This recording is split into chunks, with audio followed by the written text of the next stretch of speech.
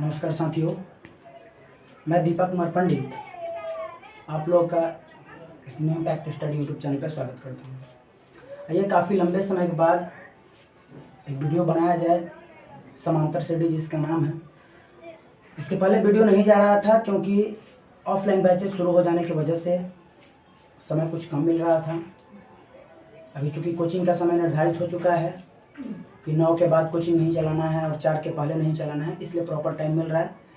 इसकी वजह से ऑनलाइन वीडियो प्रोवाइड कराया जाएगा आपको प्रॉपर तरीके से। आज हम लोग पढ़ेंगे 10वीं क्लास का गणित का एक लेसन है जिसका नाम है समांतर श्रेणी। इसके बारे में बढ़िया से अध्ययन किया जाएगा। तो आइए देर ना करते हुए इसको शुरू किया जाए।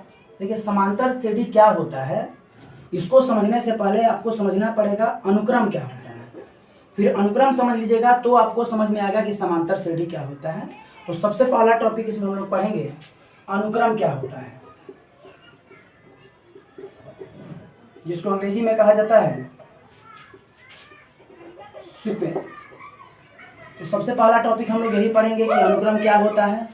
उसके बाद हम लोग पढ़ेंगे अनुक्रम का प्रकार। ये अनुक्रम जो है उसी का एक टाइप है आपका समांतर श्रेणी जिसका नाम है अरिथमेटिक प्रोग्रेशन। तो अनुक्रम क्या होता है इसको समझने के लिए 2-4 संख्याओं का समूह लिख रहे हैं, उस पर फोकस करिए। जैसे आप लिख रहे हैं 2, 4, 6, 8, 10, फिर यहाँ से लिखेंगे 1, फिर 4, फिर 9, फिर 16, 25, फिर यहाँ से लिखा जाएगा 6, 9, 12, 15, फिर यहाँ से लिखा जाएगा 0, 3, 8, 15, 24, फिर यहाँ से लिखा जाएगा 2, 5, 10, 17, 26। ये कुछ संख्याओं का समूह लिखा गया है, इस पर थोड़ा सा फोकस करिए और फोकस करने से आपको पता चलेगा कि इस जो संख्याओं का ये वाला जो ग्रुप है, इसमें पहला जो नंबर है ये 2 है और इसमें 2 जोड़ने के बाद दूसरा नंबर प्राप्त हो जा रहा है 4, फिर 4 में 2 जोड़ने के बाद दूसरा नंबर प्राप्त हो जा रहा है 6, फिर 6 में 2 जोड़ने के बाद प्राप्त हो रहा है 8, फिर 8 में 2 जोड़ने के बाद प्राप्त हो रहा है 10। इसका मतलब ये हुआ कि इसका अगला पद अगर प्राप्त करना है तो 10 में 2 जोड़ 12 कर लेंगे, फिर उसका अगला पद निकालना है तो 12 में 2 जोड़ के 14 प्राप्त कर लेंगे।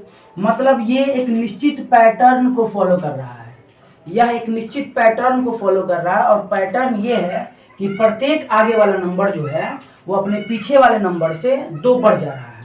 जैसे 2 है तो 2 बढ़ के 4 हो गया है, 4 से 2 बढ़ के 6 हो गया है, 6 से 2 बढ़ के 8 हो गया है, 8 से 2 बढ़ के 10 हो गया है। तो ऐसे ही 10 से आगे 2 बढ़ के 12 हो जाएगा, फिर 12 से 2 बढ़ के 14 हो जाएगा, 14 से बढ़ के 18, 16 हो जाएगा। तो ऐसे ही ये 2-2 क्रम में बढ़ रहा है, मतलब कि एक निश्चित पैटर्न के अकॉर्डिंग सजा हुआ है। ठीक है, फिर नीचे फोकस करिए थोड़ा सा, देखिएगा तो ये 1 का स्क्वायर है, ये 2 का स्क्वायर है, ये 3 का स्क्वायर है, ये 4 का स्क्वायर है, ये 5 का स्क्वायर है। तो फिर आगे वाला नंबर हो जाएगा 6 का स्क्वायर 36, फिर इसके आगे वाला नंबर 7 का स्क्वायर 49, फिर इसके आगे वाला नंबर 8 का स्क्वायर हो जाएगा 64।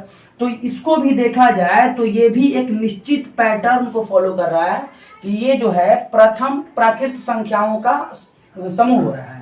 जैसे ये 1 का स्क्वायर है, ये 2 का स्क्वायर है, ये 3 का स्क्वायर है, 4 का स्क्वायर है, 5 का स्क्वायर है, इसके बाद 6 का स्क्वायर, फिर 7 का स्क्वायर, फिर 8 का स्क्वायर, फिर 9 का स्क्वायर। ऐसे ही ये प्रॉपर तरीके से आगे बढ़ते हुए चला जाएगा। नीचे वाले पर फोकस करिएगा तो ये भी एक नियम के अकॉर्डिंग व्यवस्थित है। देखिए, अगला नंबर 6 है, 6 से 3 बढ़ के 9 हो गया है, 9 से फिर 3 बढ़ के 12 हो गया है, 12 से फिर 3 बढ़ के 15 हो गया है, तो 15 से फिर 3 बढ़ेगा 18 हो जाएगा, 18 से फिर 3 बढ़ेगा 21 हो जाएगा, 21 से फिर 3 बढ़ेगा 24 हो जाएगा।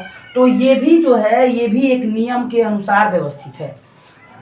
नीचे वाले पर फोकस करिएगा तो ये भी एक नियम के अनुसार सजा हुआ है। 1 का स्क्वायर 1 होता है, 1 से 1 कम है, 1 का स्क्वायर 1, 1 से 1 कम है, 2 का स्क्वायर 4, 4 से 1 कम है, 3 का स्क्वायर 9, 9 से 1 कम है, 4 का स्क्वायर 16, 16 से 1 कम है, 5 का स्क्वायर 25, 25 से कम है। मतलब ये वाला जो है प्रत्येक प्राकृत संख्याओं के स्क्वायर से 1 कम है, क्रमागत प्राकृत संख्याओं के वर्गों से 1 कम है। जैसे 1 के स्क्वायर से 1 कम, 2 के स्क्वायर से 1 कम, 3 के स्क्वायर से 1 कम, 4 के स्क्वायर से 1 कम, 5 के स्क्वायर से 1 कम। ऐसे ही अगला नंबर जो हो जाएगा 6 का स्क्वायर 36, 36 से 1 कम क्या हो जाएगा 35। फिर इसके आगे वाला नंबर 7 का स्क्वायर 49, 49 से 1 कम क्या हो जाएगा 48। तो ऐसे ये भी एक नियम के अनुसार व्यवस्थित है। फिर नीचे आइएगा 2 है, फिर 5 है, फिर 10 है, फिर 17 है, फिर 26 है। देखिए, ये 1 का स्क्वायर में 1 जोड़ने से प्राप्त हुआ है, 1 का स्क्वायर 1 में 1 जोड़ेंगे 2। फिर ये देखिए 2 का स्क्वायर में 1 जोड़ने से प्राप्त हुआ है, 2 का स्क्वायर 4, 4 और 1 जोड़ेंगे 5। फिर इसको देखिएगा तो 3 का स्क्वायर प्लस 1 है, फिर इसको देखिएगा तो 4 के स्क्वायर प्लस 1 है, फिर ये 5 का स्क्वायर प्लस 1 है। तो इसके आगे वाला नंबर आसानी से हम लोग निकाल सकते हैं कि अगला नंबर जो होगा 6 का स्क्वायर 36 और 1 37 होगा। फिर इसके आगे वाला नंबर जो होगा 7 का स्क्वायर 49 और 49 और 1 50 हो जाएगा। तो ये भी एक निश्चित नियम के अनुसार सजा हुआ है। मतलब कुल मिलाकर बात ये समझें कि ये सभी की सभी जो संख्याएं हैं या संख्याओं का जो समूह है वो किसी ना किसी निश्चित नियम के अनुसार व्यवस्थित है। तो संख्याओं के ऐसे समूह को ही कहा जाता है अनुक्रम। तो अगर आपसे कोई पूछे कि अनुक्रम किसे कहते हैं, तो अनुक्रम जो होता है संख्याओं का एक समूह होता है, लेकिन संख्याओं का वैसा समूह होता है जो एक निश्चित पैटर्न के अनुसार व्यवस्थित होते हैं। संख्याओं के वैसे समूह जो एक निश्चित क्रम में या एक निश्चित पैटर्न के या एक निश्चित नियम के अनुसार व्यवस्थित होते हैं, संख्याओं के वैसे संख्याओं के वैसे समूह को ही अनुक्रम कहा जाता है। अब एक और एग्जांपल लिख रहे हैं, थोड़ा सा इस पर फोकस करिए। एक मान लीजिए 2 लिखे हैं, फिर इसके बाद 5 लिखे हैं, फिर 9 लिखे हैं, फिर 3 लिखेंगे, फिर 8 लिखेंगे, फिर 16 लिखेंगे। ये भी एक अनुक्रम है। ये देखना है कि संख्याओं का ये समूह है और इसमें आपको बताना है कि ये अनुक्रम है कि नहीं। तो फोकस करिए। ये वाला नंबर 2 है, 2 में आप जोड़े हैं 3 तो अगला नंबर प्राप्त हुआ है। तो एक बार 3 जोड़े, फिर अगला बार में जोड़ा गया है 4। ठीक है, एक बार 3 जोड़ा गया, एक बार 4 जोड़ गया, फिर देखिए अगला बार में घटाया गया है, 9 में से 6 कम हो गया है, फिर अगले बार में देखिए 5 जोड़ दिया गया है, फिर अगले बार में एक ही बार 8 बढ़ गया है। मतलब ये किसी नियम को फॉलो नहीं कर रहा है, किसी नियम के अनुसार ये व्यवस्थित नहीं है, इसलिए इसको अनुक्रम नहीं कहा जाएगा। तो ये अनुक्रम है क्योंकि एक निश्चित नियम के अनुसार सजा हुआ है, ये अनुक्रम है क्योंकि एक निश्चित नियम के अनुसार सजा हुआ है, ये भी अनुक्रम है क्योंकि एक निश्चित नियम के अनुसार सजा हुआ है, ये भी अनुक्रम है क्योंकि ये सभी जितना यहाँ से लेकर यहाँ तक लिखा गया है, ये सभी के सभी संख्याओं का जो समूह है वो सभी अनुक्रम में आएंगे। लेकिन ऊपर वाला ये जो देख रहे हैं, एक बार 3 बढ़ रहा है, एक बार 4 बढ़ रहा है, एक बार 6 घट रहा है, एक बार 5 बढ़ रहा है, एक बार 8 बढ़ रहा है, मतलब किसी निश्चित पैटर्न के अनुसार ये ना तो बढ़ रहे हैं और ना ही घट रहे हैं। कभी कुछ बढ़ रहा है, कभी कुछ घट रहा है। इस वजह से इसको जो है हम लोग अनुक्रम की श्रेणी में नहीं रखेंगे और कहेंगे कि संख्याओं का ये समूह जो है अनुक्रम नहीं है। जबकि ये जो संख्याओं का समूह दिख रहा है ये सभी के सभी अनुक्रम हैं, क्योंकि ये सभी एक निश्चित नियम के अनुसार क्या होते हैं, व्यवस्थित होते हैं।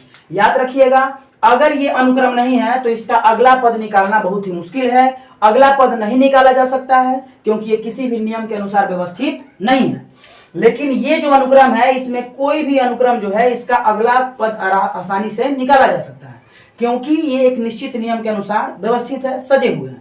तो अगर आपसे कोई पूछेगा अनुक्रम क्या है, तो आप कह सकते हैं कि अनुक्रम जो है संख्याओं का वैसा समूह होता है जो एक निश्चित नियम के अनुसार क्या होता है, व्यवस्थित होता है। तो इसका परिभाषा हम लिख दे रहे हैं। कोई आपसे पूछे कि अनुक्रम किसे कहते हैं तो आसानी से आप उसका परिभाषा डाल सकते हैं। तो अनुक्रम कोई पूछे क्या होता है, तो संख्याओं का वैसा समूह जो एक निश्चित नियम के अनुसार व्यवस्थित हो उसे अनुक्रम कहा जाता है। तो चलिए हम परिभाषा लिख दे रहे हैं। संख्याओं का वैसा समूह, संख्याओं का वैसा समूह जो एक निश्चित नियम के अनुसार, संख्याओं का वैसा समूह जो एक निश्चित नियम के अनुसार व्यवस्थित हो उसे अनुक्रम कहते हैं।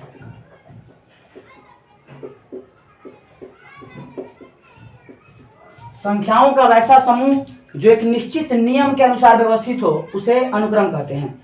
अब यहां से याद रखिएगा एक और बात, अनुक्रम जो अगर होगा तो अनुक्रम का किसी भी अनुक्रम के अगले पदों को आसानी से प्राप्त किया जा सकता है। तो यहां से ये भी लिख लीजिएगा, किसी भी अनुक्रम के अगले पदों को आसानी से प्राप्त किया जा सकता है, आसानी से प्राप्त किया जा सकता है। तो यहां से आपको अनुक्रम समझ में आ गया। सीक्वेंस कोई पूछेगा क्या होता है, तो संख्याओं का एक समूह होता है, लेकिन याद रखिएगा संख्याओं का वैसा समूह होता है जो एक निश्चित नियम के अनुसार व्यवस्थित होता है, उसे क्या कहते हैं, अनुक्रम कहते हैं। किसी भी अनुक्रम के अगले पदों को आसानी से प्राप्त किया जा सकता है। अब कोई पूछेगा कि इसका एग्जाम्पल बताइए, तो एग्जाम्पल में लिख सकते हैं आप 2, 4, 6, 8, 10। ये अनुक्रम है। क्यों अनुक्रम है? क्योंकि अगला पहला पद 2 है, 2 में 2 जोड़े हैं तो 4, फिर 2 जोड़े हैं तो 6, फिर 2 जोड़े हैं तो 8, फिर 2 जोड़े हैं तो 10। तो अगला पद आसानी से निकाल देंगे। 10 में 2 जोड़ेंगे 12, फिर अगला पद 12 में 2 जोड़ेंगे 14, फिर अगला पद 14 में 2 जोड़ेंगे 16। यानी कि ये जो संख्याओं का समूह है एक निश्चित नियम के अनुसार व्यवस्थित है, इसलिए इसको हम लोग अनुक्रम कह सकते हैं। और इसके अगले पदों को आसानी से निकाल भी सकते हैं। इसलिए निकाल सकते हैं क्योंकि ये निश्चित नियम के अनुसार व्यवस्थित है। प्रत्येक आगे वाला पद जो है पीछे वाले पद से 2 वो अधिक है। फिर एक नीचे देखिएगा, यहाँ लिख देंगे 3, 6, 9, 12, 15। तो ये भी अनुक्रम है क्योंकि इसमें भी पहला पद 3 है, आगे 3 जोड़ा गया है, फिर 3 जोड़ा गया है, फिर 3 जोड़ा गया है, फिर 3 जोड़ा गया है। तो अगले पद में फिर 3 जोड़ दिया जाएगा, अगले पद में फिर 3 जोड़ दिया जाएगा। तो ये भी अनुक्रम है। अगर लिख देंगे यहाँ 1 लिख देंगे, 4 लिख देंगे, 9 लिख देंगे, 16 लिख देंगे, 25 लिख देंगे, ये भी अनुक्रम है। इसलिए अनुक्रम है क्योंकि ये भी एक निश्चित नियम के अनुसार क्या है, सजा हुआ है। इसलिए क्योंकि ये 1 का स्क्वायर है, ये 2 का स्क्वायर है, ये 3 का स्क्वायर है, ये 4 का स्क्वायर है, ये 5 का स्क्वायर है, तो निश्चित रूप से आगे 6 का स्क्वायर होगा, उसके बाद 7 का स्क्वायर होगा, उसके बाद 8 का स्क्वायर होगा, फिर 9 का स्क्वायर, फिर 10 का स्क्वायर, ऐसे ही आगे बढ़ते चला जाएगा। अगर लिख देंगे यहाँ पे 0 हो गया, 3 हो गया, 8 हो गया, 15 हो गया, 24 हो गया, तो ये भी संख्याओं का समूह है और ये भी अनुक्रम है। अनुक्रम क्यों है? क्योंकि 1 का स्क्वायर से 1 कम है, 2 का स्क्वायर से 1 कम है, 3 के स्क्वायर से 1 कम है, 4 के स्क्वायर से 1 कम है, 5 के स्क्वायर से 1 कम है, तो आगे 6 के स्क्वायर से 1 कम हो जाएगा, फिर 7 के स्क्वायर से 1 कम हो जाएगा, फिर 8 के स्क्वायर से 1 कम हो जाएगा, फिर 9 के स्क्वायर से 1 कम हो जाएगा। तो ये जितना भी लिखे हैं ये सभी का सभी अनुक्रम है। एक और लिख सकते हैं, जैसे 2 यहाँ पे 3 हो गया, फिर यहाँ पे 6 हो गया, फिर यहाँ पे 11 हो गया, फिर यहाँ पे 18 हो गया, फिर यहाँ पे 27 हो गया, ये भी अनुक्रम है। क्यों अनुक्रम है? क्योंकि देखिए ये 1 का स्क्वायर से 2 अधिक है, ये 2 का स्क्वायर 4 से 2 अधिक है, 3 का स्क्वायर 9 से 2 अधिक है, 4 का स्क्वायर 16 से 2 अधिक है, 5 का स्क्वायर 25 से 2 अधिक है, तो आगे 6 का स्क्वायर 36 से 2 अधिक 38 हो जाएगा, फिर 7 का स्क्वायर 49 से 2 अधिक 51 हो जाएगा। तो ये सभी के सभी संख्याओं का जो समूह है इस सभी को कहेंगे कि ये सभी क्या है, अनुक्रम है। कोई पूछेगा क्यों? क्योंकि ये सभी एक निश्चित नियम के अनुसार क्या है, व्यवस्थित है, इसलिए इन सभी को अनुक्रम कहा जाएगा। अब एक एग्जाम्पल दे देते हैं जो अनुक्रम नहीं है, तो एग्जाम्पल से देख सकते हैं। जैसे लिख देंगे यहाँ पे 5, फिर लिख देंगे 7, फिर लिख देंगे 11, फिर लिख देंगे 4, फिर लिख देंगे 8, फिर लिख देंगे 17। तो ये अनुक्रम नहीं है। क्यों नहीं है? क्योंकि आप ध्यान दीजिएगा तो पता चलेगा कि ये किसी भी नियम के अनुसार व्यवस्थित नहीं है। फॉर एग्जाम्पल देखिए यहाँ पे 5 से 2 बढ़ा है तो 7 हुआ है, फिर 7 से 4 बढ़ा है तो 11 हुआ है, फिर 11 से अब घट रहा है, 11 से घट गया है 7, फिर 7 घटा है तो 4 हो गया है, फिर 4 से फिर बढ़ गया 4। ठीक, तो कभी बढ़ रहा है कभी घट रहा है, ना निश्चित नियम के अनुसार बढ़ रहा है ना घट रहा है, इसलिए इसको कहा जाएगा कि ये अनुक्रम नहीं है। बाकी ये वाला आपका अनुक्रम है, ये अनुक्रम है, ये भी अनुक्रम है, ये भी अनुक्रम है और ये भी अनुक्रम है। ठीक है, तो अनुक्रम मेरे ख्याल से आपको समझ में आ गया होगा। संख्याओं का वैसा समूह जो एक निश्चित नियम के अनुसार व्यवस्थित हो उसे अनुक्रम कहते हैं। किसी अनुक्रम के अगले पदों को आसानी से प्राप्त किया जा सकता है और कुछ एग्जाम्पल अनुक्रम का है, ये वाला अनुक्रम नहीं है। ठीक है, आप इतना स्क्रीनशॉट लीजिए, फिर आगे बता रहे हैं।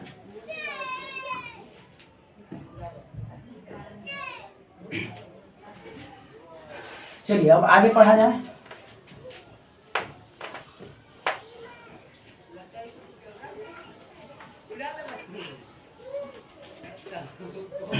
अब देखिए इसमें हमको जो 10th क्लास में पढ़ना है, अनुक्रम जो होता है मुख्यतः, अनुक्रम तो वैसे बहुत होता है लेकिन मुख्यतः 3 तरह के अनुक्रम के बारे में पढ़ना होता है, जिसमें से एक अनुक्रम समांतर श्रेणी आपको 10th में पढ़ना है और आपको बच गया दूसरा जो गुणोत्तर श्रेणी और हरात्मक श्रेणी, उसको 11th में पढ़ना है। तो अभी हम लोग पढ़ेंगे, अभी अनुक्रम जो होते हैं मुख्यतः अनुक्रम 3 प्रकार के होते हैं, हालांकि अनुक्रम बहुत प्रकार का होता है। जो सिलेबस में पढ़ना है वो मुख्यतः 3 और आपको 3 में से केवल एक पढ़ना है समांतर श्रेणी। तो अभी हम लोग लिखेंगे अनुक्रम का प्रकार। अभी अगला टॉपिक हम लोग लिखेंगे अनुक्रम का प्रकार। अंग्रेजी में इसको कहा जाएगा टाइप्स ऑफ सीक्वेंस। तो देखिए अनुक्रम जो होता है ये मुख्यतः 3 तरह का होता है। अनुक्रम कई तरह का होता है? 3 तरह का।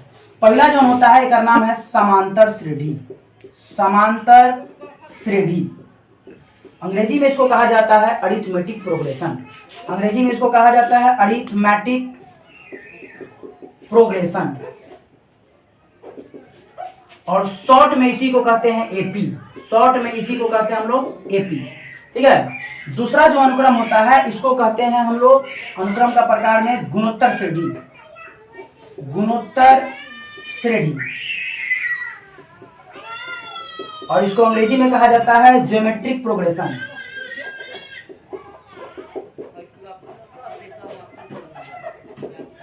और शॉर्ट में इसको कहा जाता है जीपी। क्या कहा जाता है? जीपी। और तीसरा जो होता है इसको कहा जाता है हरात्मक श्रेणी, हरात्मक श्रेणी, और इसको हम लोग कहते हैं हार्मोनिक प्रोग्रेशन, और शॉर्ट में इसको कहा जाता है एचपी। तो अनुक्रम जो होता है आपको मेनली मुख्यतः 3 तरह का अनुक्रम मिलेगा, समांतर श्रेणी, गुणोत्तर श्रेणी, हरात्मक श्रेणी। लेकिन 10th क्लास में आपको केवल और केवल पढ़ना है समांतर श्रेणी के बारे में। 10th क्लास में आपको यही समांतर श्रेणी के बारे में पढ़ना है। बाकी जो गुणोत्तर श्रेणी और हरात्मक श्रेणी है इससे आपको मुलाकात होगा 11th क्लास में। तो अभी हम लोग पढ़े अनुक्रम मुख्यतः कई प्रकार के होते हैं। पहले पढ़े अनुक्रम क्या होता है। तो अनुक्रम संख्याओं का एक समूह होता है जो एक निश्चित नियम के अनुसार एक निश्चित पैटर्न पर सजे हुए होते हैं। और अनुक्रम मुख्यतः होता है 3 तरह का। पहला बता दिए समांतर श्रेणी, अरिथमेटिक प्रोग्रेशन, शॉर्ट में एपी कहते हैं जो कि चैप्टर का नाम है। दूसरा कहते हैं गुणोत्तर श्रेणी जो अंग्रेजी में कहते हैं ज्योमेट्रिक प्रोग्रेशन, शॉर्ट में जीपी कहते हैं। और तीसरा जो है हरात्मक श्रेणी जिसको हार्मोनिक प्रोग्रेशन कहते हैं और शॉर्ट में इसको एचपी कहा जाता है। अभी हम लोग मेनली हम लोगों को ये दोनों के बारे में पढ़ना नहीं है, इसलिए ये दोनों के बारे में चर्चा किया नहीं जाएगा। हम लोगों को केवल पढ़ना है समांतर श्रेणी के बारे में जो कि आपके 10th के सिलेबस में है। तो हम लोग इसी के बारे में पढ़ेंगे, इसका केवल नाम जान लीजिए। 10th के बाद जब 11th में जाइएगा तो 11th में प्रॉपर तरीके से इसके बारे में पढ़ाया जाएगा। ठीक है। तो अनुक्रम का प्रकार हो गया मुख्यतः 3। अब इसमें से हम लोगों को जो पढ़ना है उसका नाम है समांतर श्रेणी। तो अभी हम लोग पढ़ेंगे समांतर श्रेणी के बारे में। तो आइए देखते हैं समांतर श्रेणी क्या होता है। तो पहला जो हम लोग को अभी टॉपिक पढ़ेंगे ये दोनों के बारे में 10th क्लास में नहीं पढ़ना है। तो पहला टॉपिक का नाम है जिसका नाम है समांतर श्रेणी, समांतर श्रेणी, और इसी को अंग्रेजी में कहा जाता है एपी। क्या कहते हैं? एपी। और इसको अरिथमेटिक प्रोग्रेशन अंग्रेजी में नाम है, शॉर्ट में एपी कहते हैं। ध्यान से समझिए। देखिए चाहे समांतर श्रेणी हो, चाहे गुणोत्तर श्रेणी हो, चाहे हरात्मक श्रेणी हो, तीनों का तीनों श्रेणी जो होता है वो किसका टाइप है? अनुक्रम का। मतलब तीनों का तीनों ही अनुक्रम है। तो समांतर श्रेणी का परिभाषा पर लिख दे रहा है, फिर एग्जाम्पल लेके समझा देंगे। अगर थोड़ा सा भी आपको इसमें दिक्कत हो रहा है तो आप कमेंट करके आप बता सकते हैं कि ये समस्या है, अगले वीडियो में उसको कवर कर लिया जाएगा। इसमें क्या होगा आप देखिए, समांतर श्रेणी, गुणोत्तर श्रेणी, हरात्मक श्रेणी। हाँ, एक और बात, प्रॉपर तरीके से आप नोट्स तैयार करिए, इसीलिए हम बोर्ड पे लिख दे रहे हैं ताकि आप स्क्रीनशॉट ले करके और नोट्स बना लें। और अगर दिक्कत है तो ऑफलाइन बैचेज चल रहे हैं उसमें आके पूछ सकते हैं। और अगर आप मेरे पास ऑफलाइन बैचेज में नहीं पढ़ते हैं तो कमेंट करिएगा, हम अगले वीडियो में उसको कवर करने का कोशिश करेंगे। समांतर श्रेणी का परिभाषा दिया गया है कि वैसा अनुक्रम, अब अभी बता दिया अनुक्रम क्या होता है, संख्याओं का समूह होता है। तो वैसा अनुक्रम जिसके क्रमागत, अब क्रमागत का मतलब होता है लगातार, क्रमागत माने क्या होता है? लगातार। तो वैसा अनुक्रम जिसके क्रमागत 2 पदों का अंतर सदैव समान होता है, वैसा अनुक्रम जिसके क्रमागत 2 पदों का अंतर सदैव समान होता है उसे कहा जाता है समांतर श्रेणी। तो परिभाषा हम लिख दे रहे हैं, वैसा अनुक्रम, वैसा अनुक्रम जिसके क्रमागत 2 पदों का अंतर मतलब होता है घटाव। तो वैसा अनुक्रम जिसके क्रमागत 2 पदों का अंतर सदैव समान हो उसे समांतर श्रेणी कहा जाता है, उसे समांतर श्रेणी कहा जाता है। परिभाषा समझिए, वैसा अनुक्रम मतलब ये भी संख्याओं का क्या होगा? समूह। एपी भी संख्याओं का क्या है? समूह, क्योंकि ये एपी क्या होता है? अनुक्रम है।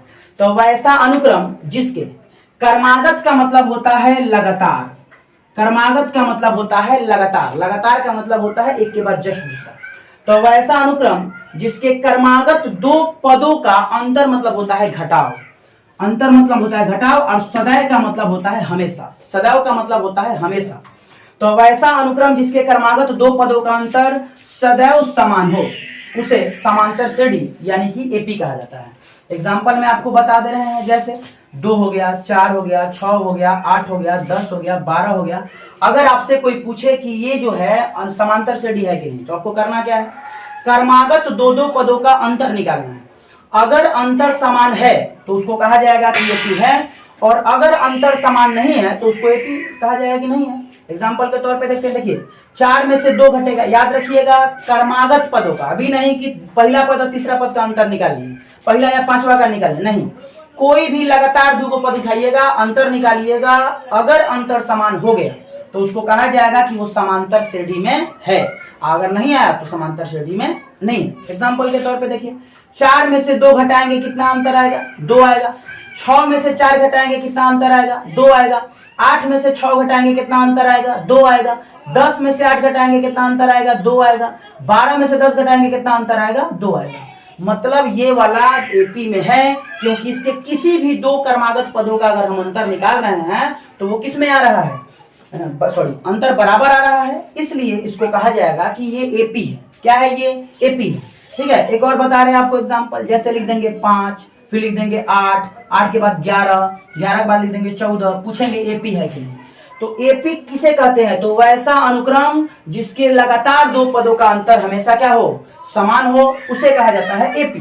तो ध्यान से देखिए, तो इसको 8 में से 5 घटेगा कितना आएगा, 3 आएगा। 11 में से 8 घटेगा कितना आएगा, 3 आएगा। 14 में से 11 घटेगा कितना आएगा, 3 आएगा। मतलब कहीं पे भी 2 पदों का अंतर निकालने के बाद सदैव 2 पदों का अंतर समान आ रहा है, इस वजह से इसको भी कहा जाएगा कि ये भी एपी में है।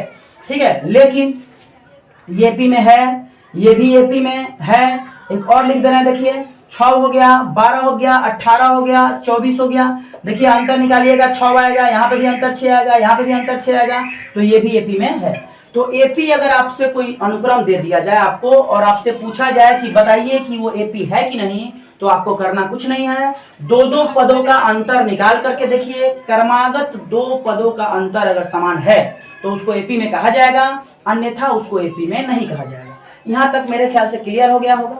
एक और एग्जांपल देख लेते हैं, जैसे 2 हो गया, 4 हो गया, 8 हो गया, 16 हो गया। पूछेंगे क्या ये एपी में है, तो कुछ नहीं करना है, क्रमागत पदों का अंतर निकालिए, अगर अंतर समान है तो एपी में है, अन्यथा एपी में नहीं। तो निकाल के देखिए, 4 में से 2 घटाएंगे, अंतर आ गया 2, और यहाँ देखिए 8 में से 4 घटाएंगे, अंतर आ गया 4।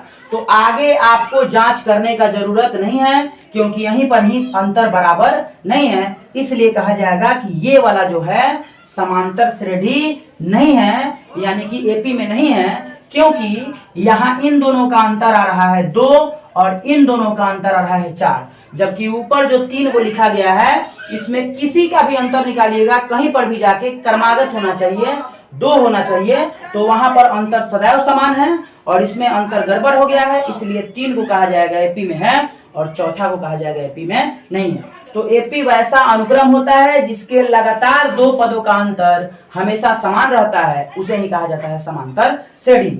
यहां तक मेरे ख्याल से आपको कोई दिक्कत नहीं होगा। इसकी नोट लीजिए, इसके आगे पढ़ा रहे हैं।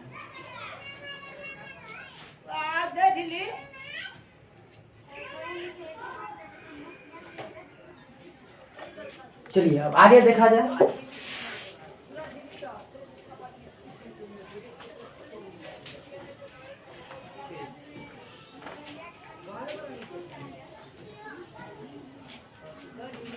अब हम लोग पढ़ेंगे एपी में एक टॉपिक आएगा सारो अंतर। सारो अंतर जिसको अंग्रेजी में कहा जाएगा कॉमन डिफरेंस।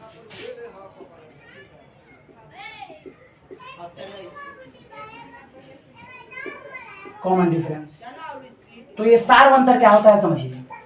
कोई भी अगर एपी है तो किसी भी एपी के सदैव 2 पदों का अंतर को कहा जाता है सारो अंतर। मतलब कि किसी एपी के क्रमागत 2 पदों का अंतर जो है वही क्या कहलाता है, सारो अंतर। मतलब 2 एपी के लगातार 2 पदों का जो अंतर होता है, घटाव होता है, उसे ही क्या कहलाता है, सारो अंतर। तो इसका डेफिनेशन लिख दिया जाए। किसी एपी के क्रमागत, क्रमागत का मतलब याद रखिएगा लगातार होता है, किसी एपी के क्रमागत 2 पदों के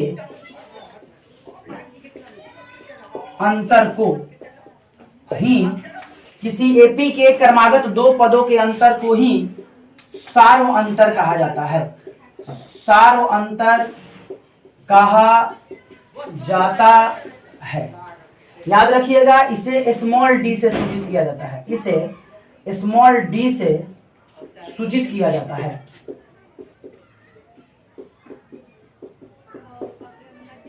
तो अगर कोई पूछेगा कि सार्वंतर किसे कहते हैं, तो याद रखिएगा किसी एपी के क्रमागत दो पदों के अंतर, क्रमागत का मतलब होता है लगातार, किसी एपी के क्रमागत दो पदों के अंतर को ही सार्वंतर कहा जाता है।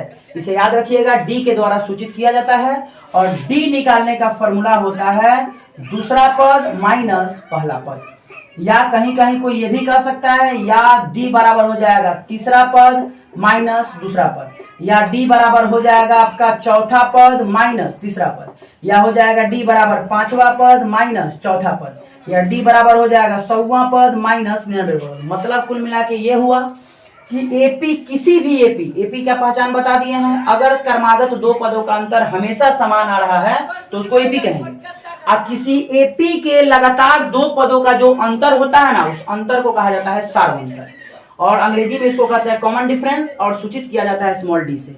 और डी का फॉर्मूला होता है दूसरा पद माइनस पहला पद। यहाँ पे T4 टर्म होता है, यहाँ पे T4 क्या होगा, टर्म, और टर्म का मतलब होता है पद। टर्म का मतलब क्या होता है, पद होता है। तो ध्यान से समझिएगा, यहाँ पर किसी एपी के क्रमागत दो पदों के अंतर को ही सार्वंतर कहा जाता है और इसे डी द्वारा सूचित किया जाता है, और डी का फॉर्मूला होता है T2 माइनस T1 या T3 माइनस T2 या T4 मतलब कि किसी भी पद में से उसके जस्ट पहला पद घटा लेंगे तो सार्वंतर निकल जाएगा। जैसे दूसरा का जस्ट पहला कौन होगा, पहला, तो दूसरा में से पहला घटाइए, चाहे तीसरा में से दूसरा घटाइए, चाहे चौथा में से तीसरा घटाइए, या पांचवा में से चौथा घटाइए, या 100वां में से 99वां घटाइए। ठीक है, डी का प्रॉपर फॉर्मूला ये होता है। टीएन का मतलब होता है एनवा पद, तो एनवा पद में से एन माइनस 1वां पद घटा लेंगे तो ये सार्वंतर निकल जाएगा। लेकिन आपको यहाँ पे फोकस करने का जरूरत नहीं है, इस सब फॉर्मूला पे मेन ये याद रखिएगा, कहीं भी अगर किसी भी एपी का हमको डी निकालना होगा तो दूसरा माइनस पहला कर देंगे, तो दूसरा पद में से पहला पद को घटा देंगे तो सार्वंतर निकल जाएगा। याद रखिएगा, किसी भी एपी का सार्वंतर समान होता है, सार्वंतर समान नहीं होगा तो एपी में होगा ही नहीं। क्लियर हो गया? तो अगर आपसे कोई पूछे कि सार्वंतर कैसे निकालेंगे, तो याद रखिएगा दूसरा पद माइनस पहला पद यानी T2 minus T1, T2 minus T1 कर दीजिएगा तो आपका सार्वंतर निकल जाएगा। कुछ एग्जांपल लेके दिखा रहे हैं आपको, जैसे मान लीजिए एक नंबर ये एपी हो गया, और एपी हो गया 2 4 6 8, ये एपी हो गया, ठीक है, और कह दिया इसका सार्वंतर निकालिए। तो क्या करना है आपको, डी बराबर दूसरा पद माइनस पहला पद, तो दूसरा पद कितना है, तो 4 है, पहला पद कितना है, 2 है, घटा दीजिए कितना आ गया, तो ये 2, तो ये 2 जो हो गया इस एपी का सार्वंतर हो गया। अगर अब आप सोच रहे होंगे कि 2 आया तो हम तीसरा माइनस दूसरा कर देते हैं, तब भी 2 आएगा। देखिए 6 में से 4 घटेगा तब भी 2 आएगा, 8 में से 6 घटेगा तब भी 2 आएगा। मतलब किसी भी एपी का जो सार्वंतर होता है वो हमेशा समान आएगा। तो आपको डी निकालना अगर है तो डी का फॉर्मूला याद कर लीजिएगा, दूसरा पद माइनस पहला पद, दूसरा पद माइनस पहला पद कर दीजिएगा, सार्वंतर निकल जाएगा। एक और एग्जांपल देख सकते हैं, जैसे मान लीजिए हम कह दिए 5 हो गया, 7 हो गया, 9 हो गया, 11 हो गया, कहेंगे कि बताइए इसका सार्वंतर कितना है।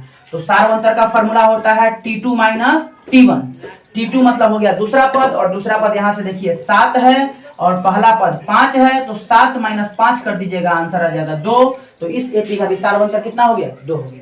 एक और देख लेते हैं तीसरा एग्जांपल, जैसे कह देंगे कि √2 हो गया, फिर यहाँ 2√2 हो गया, फिर यहाँ 3√2 हो गया, फिर 4√2 हो गया, डैश डैश डैश। तो अगर इसको देखा जाए तो ध्यान से देखिए, यहाँ पे पहला पद, दूसरा पद, तीसरा पद, चौथा पद, और इसमें हमको निकालना है सार्वंतर। तो सार्वंतर का फॉर्मूला होता है T2 माइनस T1। T2 का मान है 2√2 और T1 का मान है √2। तो देखिए 2√2 मतलब 2 को √2 में से 1 √2 घट जाएगा तो आंसर होगा √2। तो इस एपी का जो ये सार्वंतर है वो √2 है। तो सार्वंतर मेरे ख्याल से क्लियर हो गया होगा।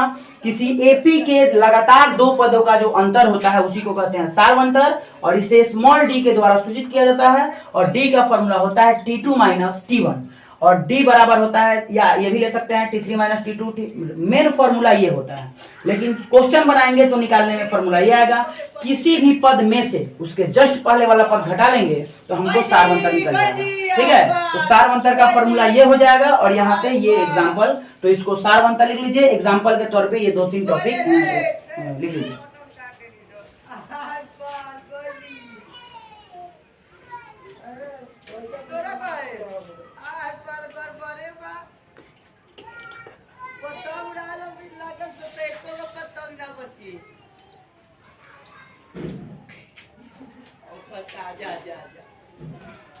यहाँ पे एक छूट गया है, वहां पे किसी एपी के क्रमागत दो पदों के अंतर को ही सारवंतर कहा जाता है। ये लीजिए, स्क्रीनशॉट ले लीजिए, हट जा रहा है। चलिए मिटा रहे हैं इसको।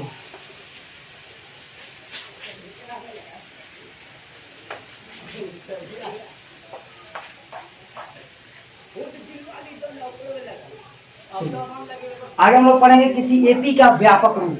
ठीक है, अभी हम लोग पढ़ेंगे किसी एपी का व्यापक रूप।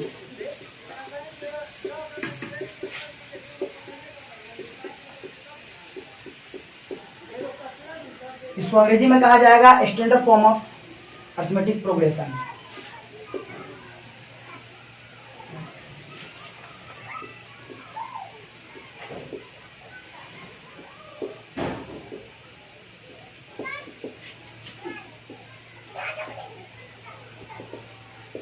Standard form of arithmetic progression, किसी एपी का व्यापक रूप। ठीक है, तो ध्यान से समझिए, किसी एपी का व्यापक रूप जब भी पूछे आपसे स्टैंडर्ड फॉर्म, तो याद रखिएगा एपी का व्यापक रूप ये होता है ए, फिर हो जाएगा ए प्लस डी, फिर हो जाएगा ए प्लस 2d, फिर हो जाएगा ए प्लस 3d, फिर हो जाएगा ए प्लस 4d, फिर हो जाएगा ए प्लस 5d, और ऐसे ही चलते चला जाएगा। तो किसी भी एपी का व्यापक रूप ये होता है। ठीक है, तो यहां से लिख सकते हैं किसी एपी का व्यापक रूप, किसी एपी का व्यापक रूप a plus d, a plus 2d, a plus 3d, a plus 4d, a plus 5d dash dash dash होता है। किसी एपी का व्यापक रूप a plus d, a plus 2d, a plus 3d, a plus 4d, a plus 5d होता है, जहां ए बराबर होता है प्रथम पद माने एपी का पहला पद, और डी बराबर होता है, डी बराबर सार्व अंतर, यानी सार्व अंतर का फॉर्मूला आप जानते ही हैं, क्या करना है, T2 माइनस T1।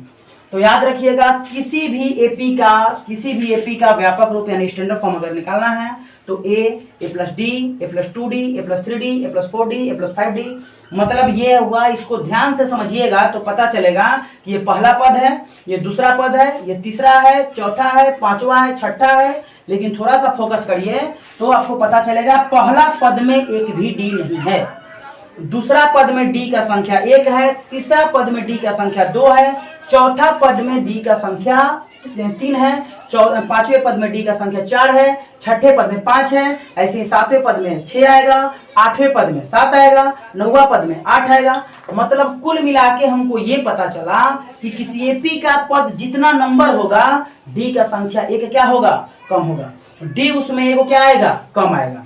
अब अगर हम कह दें कि बताइए कि 20वां पद क्या आएगा, तो 20वां पद निकालने का फॉर्मूला हो जाएगा ए, और डी एक कम करना है तो 20वां पद में ए प्लस कितना डी हो जाएगा, 19d। यहां से गौर करिएगा तो आपको पता चलेगा एपी का जो स्टैंडर्ड रूप होता है, इस एपी के स्टैंडर्ड रूप में देखिए पहला पद है, एक भी डी नहीं है, दूसरा पद है 1 गो डी है, तीसरा पद है 2 गो डी है, चौथा पद है 3 गो डी है, पांचवा पद है 4 गो डी है, छठा पद है 5 गो डी है, सातवां है तो 6 गो हो जाएगा। मतलब जितना नंबर पद होगा डी का संख्या 1 कम होगा। तो अगर 20वां पद निकालेंगे T20 तो हो जाएगा ए प्लस 19d। अगर हम 17वां पद निकाल रहे हैं तो फॉर्मूला हो जाएगा ए प्लस कितना डी, तो ए प्लस 17वां पद है तो 16d हो जाएगा। अगर 10वां पद निकालेंगे तो ए प्लस 10 है तो 9d हो जाएगा। अगर हम लिखेंगे इधर से 100वां पद तो हो जाएगा ए प्लस 99d यानी 99d हो जाएगा। अगर हम लिखेंगे T 200वां पद तो हो जाएगा ए प्लस 199d, यानी कुल मिला के यहाँ से लिख देंगे अगर मान लीजिए 30वां पद तो ए प्लस 29d, ए प्लस 29d। तो यहाँ से आप ये सीखें कि किसी भी एपी का कोई भी पद निकाला जा सकता है, बशर्ते हमको 2 गो चीज पता हो, ए पता हो और डी पता हो। ए और डी अगर पता है तो किसी भी एपी का कोई भी पद निकाला जा सकता है। कैसे निकाल लीजिएगा, तो जितना नंबर पद आपको निकालना है, डी का नंबर ए को क्या कर देना है, कम कर देना है। जैसे 20वां पद निकालना है तो ए प्लस 19d, 17वां पद निकालना है तो ए प्लस 16d, अगर 10वां पद निकालना है तो ए प्लस 9d, अगर 100वां पद निकालना है तो ए प्लस 99d, अगर 200वां पद निकालना है तो ए प्लस 199d, अगर 30वां पद निकालना है तो ए प्लस 29d। मैंने कुल मिला के बात ये समझ में आया कि सब में ए होता है, सब में ए होता है, और जितना नंबर पद होता है उससे डी का संख्या ए को क्या होता है, कम होता है। ठीक है, तो ये आप पढ़ रहे हैं कि किसी एपी का व्यापक रूप a plus d, a plus 2d, a plus 3d, a plus 4d, a plus 5d ये होता है, और ए का मतलब है पहला पद और डी का मतलब है सार अंतर। ठीक है, और कोई भी पद आप यहां से निकाल सकते हैं। तो अब लिखेंगे किसी एपी का एनवां पद निकालने का सूत्र। कौन सा पद, एपी का एनवां पद। तो यहां लिख दे रहे हैं, टॉपिक लिख दे रहा है, ये यहां से एक सूत्र मिलेगा, सूत्र बहुत ही इंपॉर्टेंट होगा, ये इसी सूत्र पर प्रश्न बनेगा। तो यहां से लिखेंगे किसी एपी का एनवां पद निकालने का सूत्र, निकालने का सूत्र। तो याद रखिएगा किसी एपी का एनवां पद निकालने का सूत्र कोई पूछे तो एनवां पद को सबसे पहले लिखेंगे टीएन। देखिए पहला पद है तो लिखेंगे T1, दूसरा पद है तो लिखेंगे T2, तीसरा पद है तो लिखेंगे T3, चौथा पद है तो T4, पांचवा पद है तो T5। ऐसे ही अगर एनवां पद है तो इसको लिखेंगे Tn। तो एनवां पद का फॉर्मूला हो जाएगा a plus n minus 1 into D. क्यों लिख दिए, क्योंकि देखिए यहाँ पे बताए कि जितना नंबर पद होगा a प्लस उससे कम डी एक। तो 20वां पद है तो a प्लस 19d, 17वां पद है तो a प्लस 16d, 10वां पद है तो a प्लस 9d, तो nवां पद है तो a प्लस एक कम डी। तो n पद है तो n से एक कम क्या होगा, तो n माइनस 1d। ठीक है, tn बराबर हो जाएगा a plus n minus 1 into d. ठीक है, याद रखिएगा जितना नंबर पद होगा उससे एक कम डी। फॉर्मूला को रटिएगा मत, फॉर्मूला को समझिएगा, यहां से समझिएगा। एपी का व्यापक रूप ये होता है, पहला पद, दूसरा, तीसरा, चौथा, पांचवा, छठा, जितना नंबर पद रहेगा डी का मान एक कम रहेगा। तो यहाँ एनवा पद है तो डी का मान ए प्लस एक कम, तो एन से एक कम क्या होगा, एन माइनस 1 इंटू डी। याद रखिएगा, कोई अगर पूछेगा तो बता दीजिएगा, जहां टीएन का मतलब जो हो गया ये हो गया एनवा पद, टीएन बराबर एनवा पद, और ए का मतलब जानते हैं, ए मतलब होता है प्रथम पद, और एन का मतलब समझ लीजिए, एन का मतलब होता है पदों की संख्या, एन का मतलब होता है पदों की संख्या, और 1 का मतलब तो समझते हैं 1 होता है, और डी का मतलब होता है सार्व अंतर। डी का मतलब होता है सार्व अंतर, जिसका फॉर्मूला बताए हैं T2 माइनस T1। तो यहां तक किसी को दिक्कत है तो पूछ लीजिए। किसी एपी का एनवां पद का मतलब 20वां, 30वां, 40वां, 50वां, 67वां, 68वां कोई भी पद पूछा जा सकता है। तो किसी एपी का एनवां पद निकालने का जो सूत्र होता है वो ये होता है, Tn बराबर a plus n minus 1 into d. जहां Tn का मतलब हो गया एनवां पद, a का मतलब हो गया प्रथम पद, n माने हो गया पदों की संख्या, माने कुल कितना पद है, और 1 माने 1 हो गया, d माने हो गया सार्व अंतर। अब यहां से थोड़ा सा लिख दे रहा है, ऐसे ही अगर मान लीजिए कोई आपसे पूछ दिया पीवां पद निकालने का फॉर्मूला बताइए, तो आपको सूत्र रटना नहीं है, रटिएगा तो फिर मैथ पढ़ने का मजा नहीं आएगा।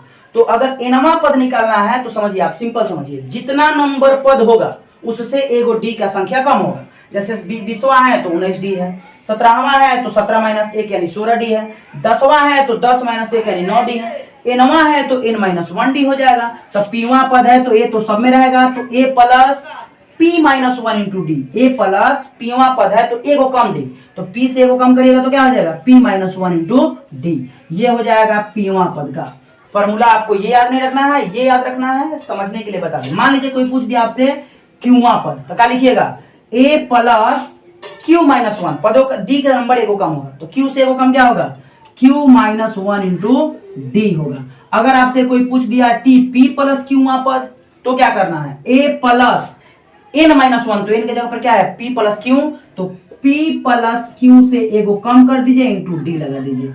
अगर आपसे कोई पूछ दिया जेडवां पद, तो आपको करना कुछ नहीं है, a प्लस ए को कम, तो जेड से ए को कम करिएगा तो जेड माइनस 1 इंटू डी हो जाएगा। ये कुल मिला के फॉर्मूला होता है। तो याद रखिएगा किसी एपी का व्यापक रूप ये होता है, मानक रूप भी इसको कहा जाता है या व्यापक रूप भी कहा जाता है, और ये होता है। और इसमें हम लोग सीखे ये कि जितना नंबर पद होगा डी का संख्या जो होगा एक कम होगा। ठीक है, 20वां है तो 19 होगा, 17वां है तो 16 होगा, 10वां है तो 9 होगा, तो एनवां है तो एक कम यानी n माइनस 1 इंटू डी होगा। ऐसे ही अगर पीवां है तो ए प्लस पी से एगो कम डी होगा, क्यूवां है तो क्यू माइनस 1 डी होगा, जो यहाँ पे रहेगा उससे एगो कम डी हो जाएगा। ये फार्मूला बहुत ही इंपॉर्टेंट फार्मूला है किसी एपी का एनवा पद निकालने का सूत्र। इसको थोड़ा सा लिख लीजिए, हम हट जा रहे हैं, स्क्रीनशॉट ले लीजिए, बाद में लिख लीजिएगा।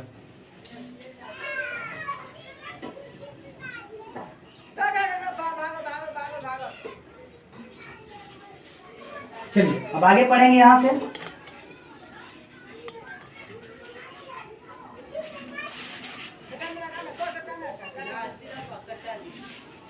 अभी कुछ फार्मूला और लिख दे रहा है, फार्मूला लिख लीजिएगा, उसके बाद आपका एक्सरसाइज शुरू कर देंगे।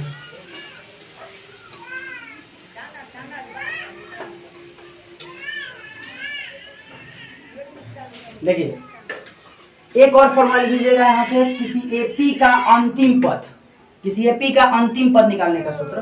तो यहाँ से लिख दे रहे हैं किसी एपी का अंतिम पद, अंतिम पद को कहते हैं लास्ट टर्म और सूचित किया जाता है एल के द्वारा। तो किसी एपी का अंतिम पद निकालने का सूत्र, निकालने का सूत्र। तो किसी एपी का अंतिम पद निकालने का सूत्र लिखिएगा तो याद रखिएगा अंतिम पद को एल कहते हैं और एल बराबर होता है सेम वही फॉर्मूला जो एनवा पद का होता है। जो एनवा पद का फॉर्मूला होता है वही फॉर्मूला होता है अंतिम पद का। तो एनवा पद का फॉर्मूला क्या था, a plus n minus 1 into d. ठीक है, तो ये आप वाला हो जाए आपका किसी एपी का एनवा पद, सॉरी किसी एपी का अंतिम पद निकालने का सूत्र एल बराबर a plus n minus 1 into d. जहां एल बराबर क्या है तो याद रखिएगा, जहां एल बराबर है आपका अंतिम पद, और आप जानते हैं ए का मतलब हो गया पदों, सॉरी पहला पद, एन माने पदों की संख्या, डी माने सार बन जाता है। अब एक और याद रखिएगा पदों की संख्या निकालने का सूत्र, वो भी लिख रहा है किसी एपी। याद रखिएगा इस सारा का सारा सूत्र जो है एपी में लागू होगा। और अगर आप फॉर्मूला याद नहीं कर रहे हैं तो कोई फायदा नहीं होगा इस चैप्टर को पढ़ने से, और आपसे ना ही प्रश्न बनेगा। तो लिखेंगे किसी एपी का पदों की संख्या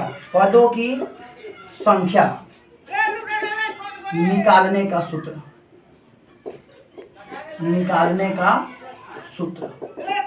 तो किसी एपी का पदों की संख्या निकालने का सूत्र जो होता है वो ऐसे होता है, एन बराबर अंतिम पद माइनस प्रारंभिक पद बट्टा सारवंतर प्लस में 1।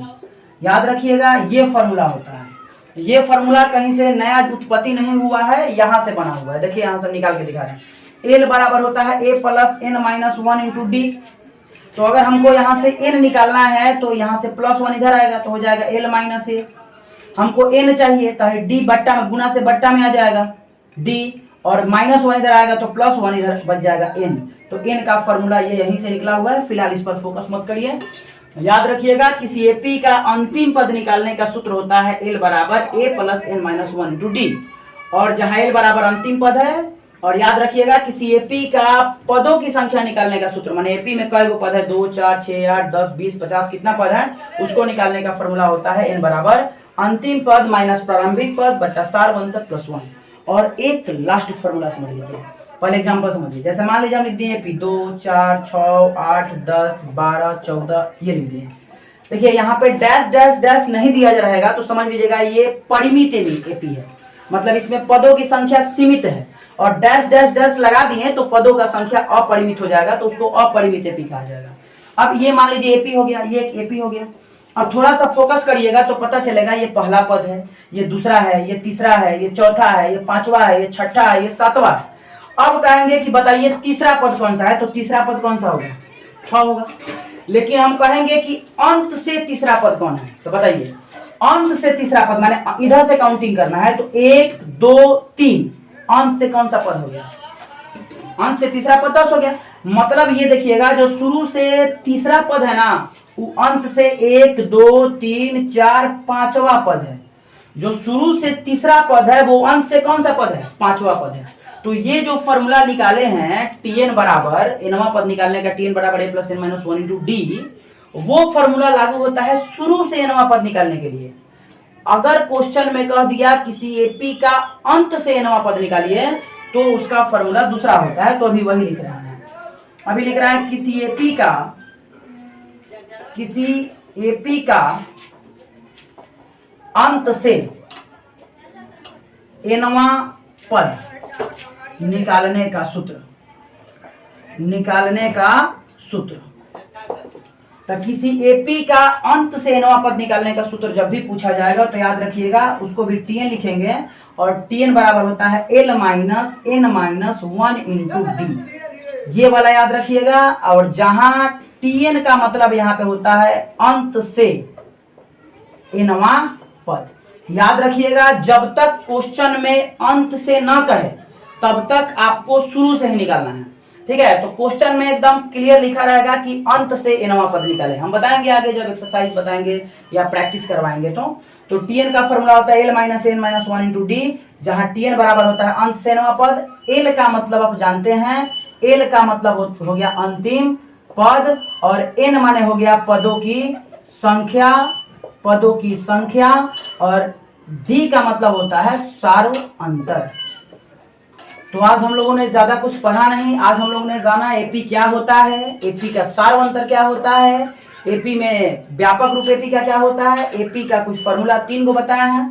एक बार और फॉर्मूला तीनों को लिख रहे हैं, एक फॉर्मूला टीएन का बताया है, एक फॉर्मूला एल का बताया है, एक फॉर्मूला अंत से नवा पद निकालने का बताया है जिसको टीएन कहते हैं, और सबसे पहला फॉर्मूला डी का बताया है। अभी तक आपको कुल मिलाकर और एक और फॉर्मूला बताया है जिसको कहा जा रहा है एन। तो ये 4 फॉर्मूला अभी तक आपको बताया गया है, ये चारों फॉर्मूला प्रॉपर तरीका से सीख लीजिएगा, ठीक है। ये एक हो गया एन हो गया और एक हो गया टीएन। अब एक ये होता है डी, तो डी का फॉर्मूला बता दिया है T2 माइनस T1, दूसरा पद माइनस पहला पद, और एक होता है टीएन, फॉर्मूला बताया ए प्लस, जितना नंबर पद है एगो कम डी, तो एनवा पद है तो एन से एगो कम क्या होगा एन माइनस 1 इंटू डी। एलवा पद का सेम फॉर्मूला ही होता है, अंतिम पद का वही फॉर्मूला होगा जो एनवा पद का होगा, और एन निकालने का फॉर्मूला एल माइनस ए बट्टा डी प्लस 1 ये लिखवा चुके हैं। और हाई जो टीएन है ये है अंत से, हाई है शुरू से नवा पद है, ये है अंत से नवा पद, तो इसको निकालने का फॉर्मूला होता है L minus n minus 1 into D. अगर आप इतना पढ़ ले रहे हैं तो आपका एक एक्सरसाइज पूरी तरीके से कंप्लीट हो जाएगा। उसमें हम प्रॉपर तरीके से आपको एनसीईआरटी को फॉलो करते हुए सारा का सारा क्वेश्चन हम करवा देंगे। आप बेहतर तरीका से इसको स्क्रीनशॉट लीजिए, नोट्स बनाइए, एक एक पॉइंट को समझिए, और नहीं समझ में आए तो हमसे कमेंट के माध्यम से हो सके या ऑफलाइन बैचेज के माध्यम से हो सके, जैसे हो सके आप कंसेप्ट को क्लियर करिए, ठीक है, और मन लगाकर पढ़ाई करिए और इसका नोट्स बनाइए। मिलते हैं अगले वीडियो में, तब तक के लिए जय हिंद।